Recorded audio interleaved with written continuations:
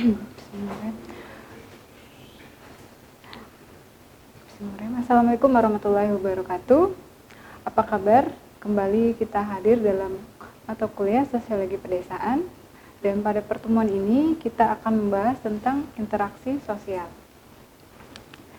Interaksi sosial adalah hubungan timbal balik antara individu dengan individu atau individu dengan kelompok dan kelompok dengan kelompok, ya.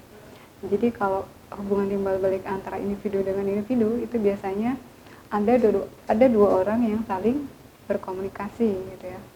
Kemudian jika individu dengan kelompok, contohnya adalah ketika ada guru TPA atau guru ngaji itu mengajar ngaji kepada murid-muridnya.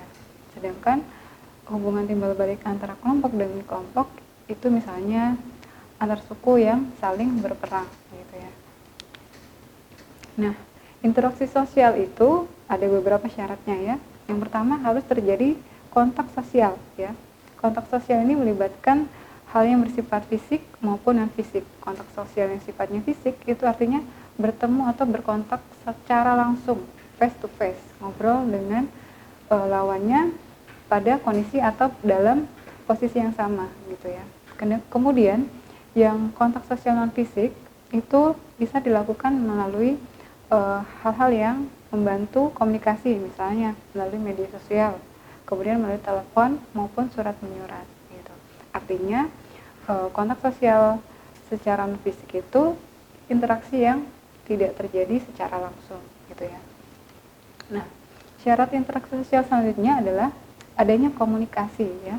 Ini harus ada komunikasi. Jadi kalau interaksi sosial tanpa komunikasi, diam saja, itu namanya bukan interaksi, ya. Misalnya ketika kita bicara dalam hati, itu bukan interaksi, ya. Itu hanya komunikasi diri sendiri, ya. Jadi interaksi sosial itu harus ada minimal 2 orang yang diajak untuk komunikasi. Nah, komunikasi ini merupakan sebuah alat atau tools, bukan sebuah, ya, merupakan alat, ya, atau perantara untuk bisa menyampaikan pesan kepada orang yang kita ajak komunikasi atau kita ajak interaksi. Jadi di dalamnya nanti ada pesan, kemudian ada penerima pesan dan ada pemberi pesan, gitu ya.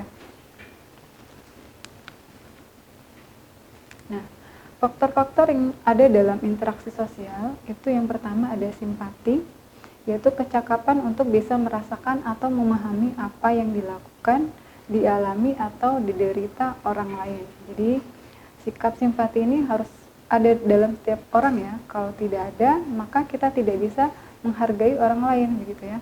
Misalnya ketika saya bicara saat ini, gitu ya, adik-adik kemudian mendengarkan, itu artinya adik-adik menghargai saya dalam hal untuk menyampaikan materi, seperti itu.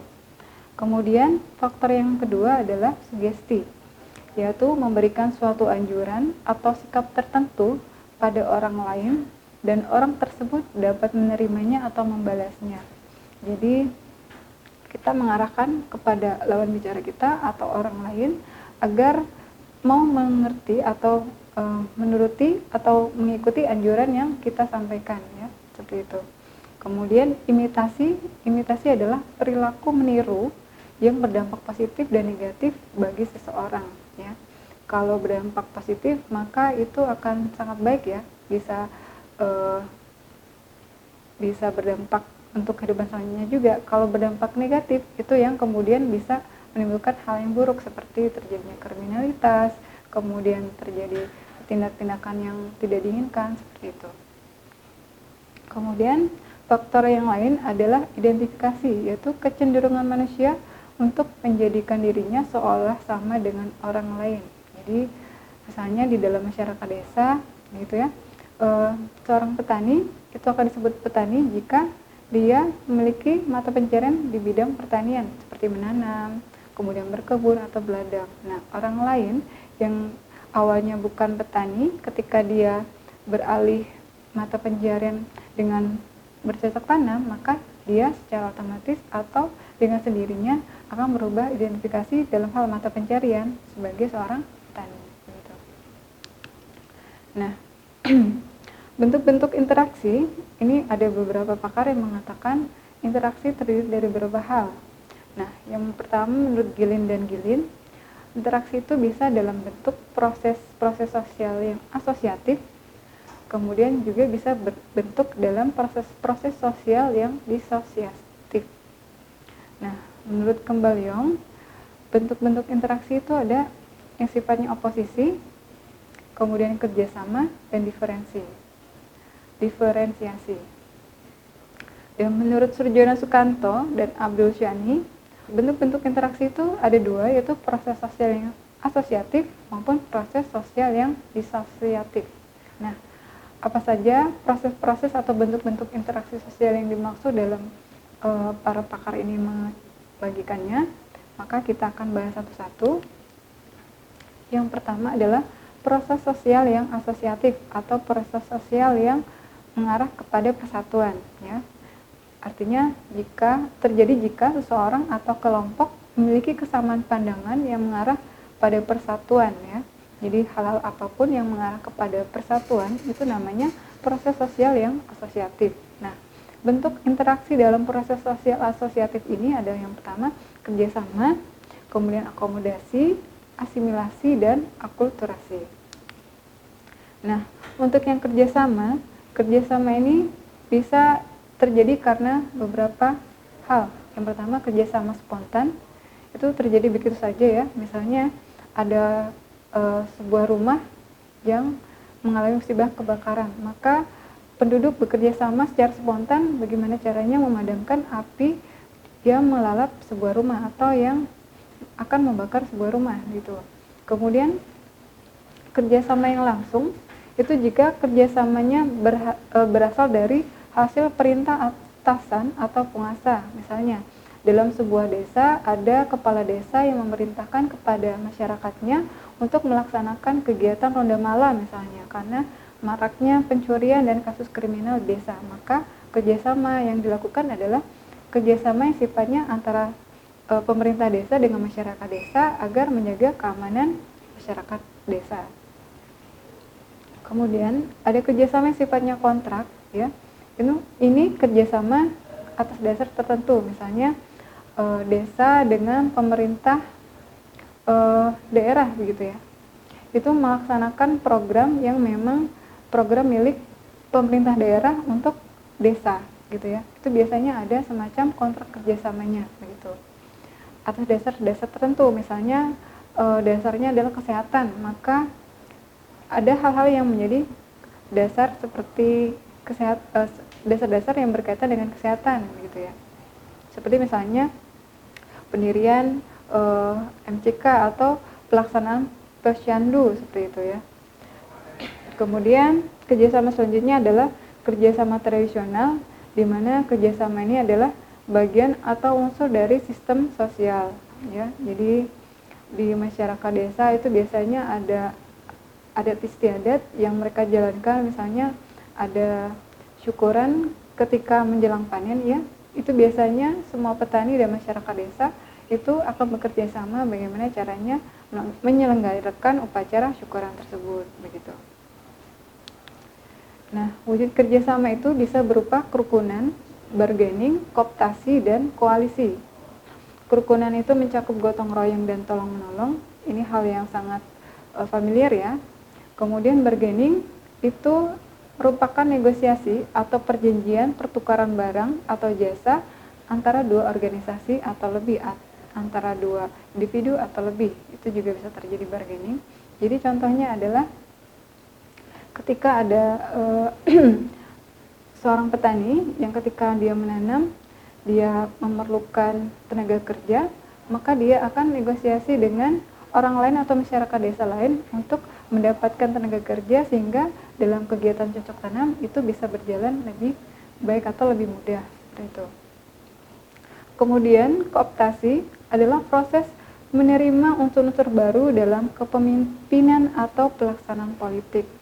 Ini contohnya adalah ketika sebuah desa itu melaksanakan pemilihan kepala desa dan terpilih kepala desa yang baru, maka secara otomatis itu biasanya akan muncul program-program baru yang dibawa oleh kepala desa yang baru ini, ya. Maka unsur-unsur baru itu yang kemudian disebut dengan kooptasi, yang kemudian uh, dilaksanakan atau diterapkan di desa oleh kepemimpinan si kepala desa yang dipilih tersebut. Kemudian ada yang namanya kerjasama terwujud dalam koalisi, yaitu kerjasama dua organisasi atau lebih yang mempunyai tujuan yang sama. Ini contohnya ada dua kelompok tani dari desa yang berbeda, ya. Mereka kemudian punya komunitas yang sama dan ada permintaan dari perkotaan atau desa lain atau di daerah lain, ya, terhadap kebutuhan produk yang mereka hasilkan, ya.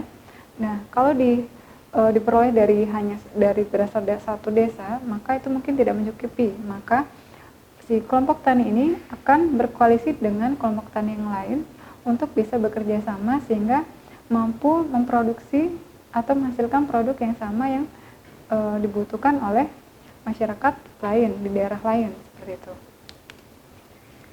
Nah, wujud yang kedua dari proses asosiatif adalah akomodasi.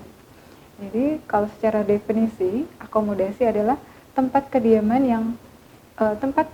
dan fasilitas yang dibutuhkan oleh sekelompok orang. Sedangkan ada lagi definisi lain yang mengatakan bahwa akomodasi adalah bentuk penyesuaian diri dengan alam atau adaptasi. Dan ada definisi lagi yang lain, yaitu akomodasi adalah sebuah penyelesaian terhadap suatu perselisihan. Bentuk-bentuk akomodasi itu ada koersi, kompromi, dan arbitrasi, juga ada konsiliasi, toleransi, adjudikasi, dan stalemate. Oke, kita bahas satu-satu ya. Yang pertama ada koersi atau coercion, yaitu suatu bentuk akomodasi yang prosesnya dilaksanakan karena ada paksaan. Misalnya pernah kita mendengar bahwa terjadi kerusuhan massal di sebuah desa atau suku karena terjadi sengketa lahan gitu ya. Nah, kerusuhan ini tidak bisa dipadamkan atau tidak bisa direda jika tidak ada paksaan oleh pihak keamanan, aparat keamanan. Oleh karena itu, aparat keamanan akan memaksa masyarakat desa ya dengan cara-cara yang humanis gitu untuk meredakan terjadinya ketegangan atau kerusuhan seperti itu. Itu dinamakan dengan koersi. Kemudian bentuk akomodasi yang lain adalah kompromi atau compromise ya, yaitu bentuk akomodasi di mana pihak-pihak yang terlibat itu saling mengurangi tuntutannya agar tercapai sesuatu gitu ya. Nah, ini biasa terjadi pada masyarakat desa ya. Misalnya ada petani A yang kemudian berselisih terhadap petani B, misalnya terkait dengan sengketa lahan, batas lahan gitu ya. Nah, agar tidak berlarut-larut, maka ada proses kompromi antara petani A dengan petani B ya, dengan cara melibatkan orang lain, kemudian orang lain ini akan membantu gimana caranya agar kedua belah pihak mendapat kompensasi atau mendapat keputusan yang sama-sama adil ya. Maka oleh karena itu si pihak itu akan membuat atau mengkondisikan agar si petani A dengan petani B itu agar mengurangi tuntutannya masing-masing sehingga tercapai mufakat atau mencapai kesepakatan sehingga terselesaikanlah sebuah masalah gitu atau masalah yang dihadapi tadi. Kemudian arbitrasi ya, yang ketiga, bentuk akomodasi yang ketiga itu arbitrasi, suatu cara mencapai kompromi dengan melibatkan pihak ketiga yang netral ya. Kalau yang mediasi atau kompromi tadi itu memang melibatkan pihak ketiga, tapi untuk yang arbitrasi ini pihak ketiganya itu netral gitu ya. Misalnya perselisihan antara dua rumah tangga gitu ya, maka harus ada orang yang netral yang menengahinya dengan memberikan keputusan yang netral atau keputusan yang tidak berpihak kepada siapapun gitu. Ya, bentuk yang selanjutnya adalah konsiliasi, suatu usaha untuk mempertemukan keinginan dari pihak-pihak yang berselisih demi tercapainya kesepakatan. Jadi jika ada dua kelompok dalam masyarakat yang berselisih atau berbeda paham, maka mereka didudukkan, dimusyawarahkan untuk sama-sama bicarakan dan mencari solusi bagaimana jalan keluarnya sebuah masalah gitu ya, sampai terjadi kesepakatan antara dua kelompok tersebut seperti itu. Nah, bentuk akomodasi yang selanjutnya yaitu toleransi, yaitu bentuk akomodasi tanpa adanya persetujuan yang formal bentuknya ya. Jadi kalau misalnya ada sebuah kegiatan masyarakat begitu ya, dan masyarakat itu membutuhkan bantuan, maka ada pihak lain yang kemudian ikut membantu dalam kegiatan tersebut. Misalnya ada kegiatan misalnya sembako murah gitu ya, maka orang-orang yang memiliki kelebihan rezeki atau orang-orang yang memiliki kelebihan dalam hal finansial itu akan membantu masyarakat untuk mendapatkan sembako murah gitu ya, dengan tanpa ada hal-hal yang berkaitan sifatnya formal atau ada hal yang berkaitan sifatnya perjanjian atau kontrak seperti itu. Kemudian bentuk akomodasi yang lain adalah adjudication ya, yaitu penyelesaian perkara atau sengketa di dalam peradilan. Ya, contohnya adalah ketika terjadi sengketa lahan ya antara desa yang satu dengan desa yang lain, atau antara masyarakat yang satu dengan masyarakat lain dalam sebuah desa, maka ini bisa dibawa ke dalam ranah hukum gitu ya, di mana bentuk penyelesaiannya adalah melalui proses pengadilan gitu. Yang terakhir yaitu bentuk akomodasi stalemate, yaitu di mana pihak-pihak yang bertentangan ini memiliki kekuatan yang seimbang yang kemudian berhenti pada satu titik di mana keduanya itu tidak lagi melakukan pertentangan, atau ini bisa diistilahkan dalam kata gencatan senjata gitu ya. Tapi istilah ini atau bentuk akomodasi ini tidak terjadi ya, jarang terjadi dalam kehidupan masyarakat desa seperti itu. Kemudian selanjutnya adalah apa sih tujuannya dari akomodasi ini? Tujuannya adalah yang pertama mengurangi pertentangan antara orang atau kelompok sehingga tidak terjadi perbedaan paham. Kemudian mencegah meledaknya suatu pertentangan untuk sementara waktu secara temporer. Dan yang ketiga, memungkinkan terjadinya kerjasama antara kelompok sosial yang hidupnya terpisah-pisah, itu karena akibat faktor sosial, psikologis maupun kebudayaan. Yang keempat, mengusahakan peleburan antara kelompok sosial yang terpisah dan yang berbeda ya. Jadi tujuan akomodasi adalah menyatukan, kembali lagi adalah menyatukan sehingga mengurangi atau mencegah terjadinya perbedaan dalam kehidupan masyarakat. Kemudian proses asosiatif yang lain, yang ketiga adalah asimilasi. Asimilasi adalah penyesuaian proses sosial dalam taraf lanjutan yang ditandai dengan adanya usaha-usaha untuk mengurangi perbedaan yang terdapat pada perorangan atau kelompok.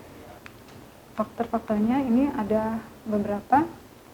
Ada toleransi, ada kesempatan-kesempatan yang seimbang di bidang ekonomi, kemudian ada sikap menghargai orang lain, orang asing dan kebudayaannya, kemudian sikap yang terbuka, dan ada persamaan dari unsur-unsur kebudayaan, ada perkawinan campuran, kemudian adanya musuh bersama. Ini kenapa kemudian asimilasi menjadi mudah untuk terjadi di suatu masyarakat. Yang keempat itu ada akulturasi, yaitu fenomena yang timbul karena pertemuan atau adanya kontak budaya secara langsung dan terus-menerus antar manusia yang memiliki kebudayaan yang berbeda, tetapi tidak menghilangkan ciri atau sifat asli dari masing-masing kebudayaan, gitu ya. Jadi ada dua kebudayaan mengalami kontak, tapi tidak menghilangkan masing-masing ciri kebudayaannya. Contohnya adalah Candi Prambanan ya, itu merupakan perpaduan antara pengaruh dari Thailand dengan India dan Kamboja. Ada juga Masjid Demak ya, itu merupakan perpaduan antara budaya Hindu yang dicirikan dari bentuk bangunannya dengan budaya Arab atau nilai-nilai agama Islam seperti itu ya. Itu bentuk akulturasi. Kemudian kita masuk ke oposisi. Oposisi ini merupakan proses sosial yang sifatnya disasosiatif atau proses yang tidak mengarah kepada persatuan gitu ya.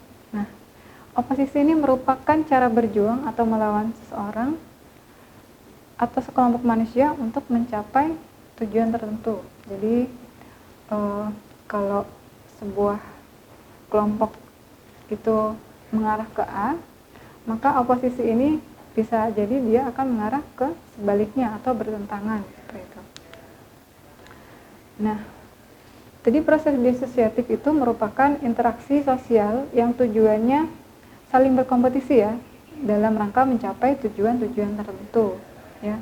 Misalnya kalian ketika ujian itu sebenarnya sedang mengalami proses kompetisi atau proses disosiatif ya, proses berjuang untuk tujuan tertentu. Nah, bentuk-bentuknya yang pertama adalah ada persaingan, yang kedua ada kontroversi, yang ketiga ada pertentangan. Bentuk yang persaingan ini biasanya dalam hal atau segi ekonomi, kebudayaan, persaingan kedudukan dan peranan, juga dalam bentuk ras gitu. Nah, kalau ekonomi ini mungkin dalam hal bermata pencarian. Jadi dalam masyarakat desa itu memang mereka tidak berlomba-lomba ya, tapi sebisa mungkin akan meningkatkan ekonominya dalam keluarga masing-masing sehingga kehidupan keluarga bisa lebih sejahtera gitu ya. Kemudian persaingan kedudukan dan peranan ini biasanya berkaitan dengan jabatan atau posisi seseorang dalam masyarakat ya. Jadi mereka akan mencoba atau berusaha agar status sosial atau posisi sosial dalam masyarakatnya juga peranan dalam masyarakatnya menjadi lebih baik, maka biasanya mereka akan mengarah kepada hal yang positif gitu ya. Apakah dengan meningkatkan pendidikan ataukah dengan meningkatkan nilai ekonomi mereka, meningkatkan nilai sosial mereka gitu ya, maka dengan sendirinya mereka punya peranan atau kedudukan sosial yang lebih tinggi dalam kehidupan masyarakat gitu. Nah, bentuk-bentuk disosiatif yang selanjutnya yaitu kontroversi ya. Kontroversi atau hal yang berlawanan ya, itu terjadi atau terdiri dari yang sifatnya umum, sederhana, intensif, rahasia maupun yang berkaitan dengan ras. Kalau umum itu artinya hal yang berkaitan dengan kehidupan masyarakat, jika itu tidak baik atau berlawanan dengan moral dan nilai yang ada di dalam masyarakat, maka itu melibatkan kontroversi atau ketidakmauan untuk menerima gitu ya. Kemudian kita bahas lagi tentang bentuk-bentuk disosiatif yang lainnya yaitu pertentangan. Ya, pertentangan ini sifatnya ada yang bersifat pribadi, kemudian rasial, pertentangan antara kelas-kelas sosial dalam masyarakat, pertentangan politik yang terjadi antar kelompok dalam satu negara atau dengan negara lain, dan pertentangan sifatnya internasional. Nah, dalam lingkup kehidupan sosial masyarakat desa, pertentangan yang umumnya terjadi adalah pertentangan yang sifatnya pribadi, rasial, dan kelas-kelas sosial gitu ya. Kalau pertentangan politik dan internasional itu tidak terjadi ya. Nah, pertentangan pribadi ini hal yang mungkin tidak hanya terjadi dalam kehidupan keluarga, tapi kehidupan sosial secara umumnya itu sering terjadi. Kemudian pertentangan rasial ini biasanya misalnya sebuah desa yang pada umumnya atau dominan masyarakatnya adalah Jawa, kemudian ketika ada masyarakat lain, misalnya ada masyarakat ras yang berbeda masuk ke dalam lingkungannya, itu jika terjadi konflik yang awalnya diawali dengan konflik pribadi, itu bisa kemudian melebar menjadi pertentangan atau konflik yang sifatnya rasial atau melibatkan kesukuan ya. Oleh karena itu, sebaiknya dalam kehidupan sosial kita secara pribadi itu memperhatikan hal-hal yang kiranya tidak menimbulkan pertikaian atau konflik seperti itu ya. Nah, kemudian kalau pertentangan antar kelas sosial dalam masyarakat itu biasanya antara kelas-kelas sosial memang kemudian memiliki kecenderungan atau tujuan tertentu ya. Jadi kalau ada interaksi yang kemudian sifatnya negatif atau terjadi masalah, maka antar sosial itu juga akan bermasalah juga.